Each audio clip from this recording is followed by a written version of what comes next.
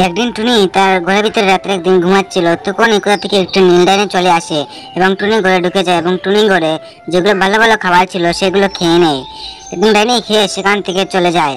টুনি তার ঘুম ভাঙা ছিল, তখন এসে উঠে এবং উঠে ডাইনির পিছু করতে থাকে। টুনি বলতে থাকে, রোজ রোজ আমার খাবার নিয়ে কোথায় যায়? তারপর টুনি তার সঙ্গে সঙ্গে যায়।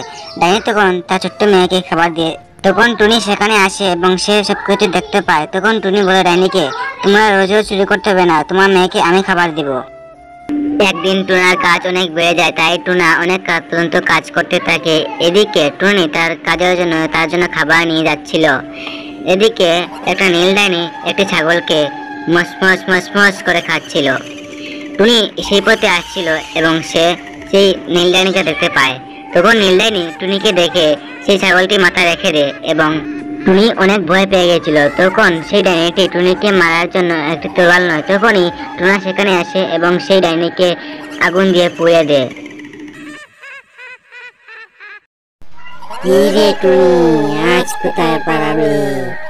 আজ তো আমার হাত থেকে তুই বাঁচতে পারবে না। হি হি হি হি।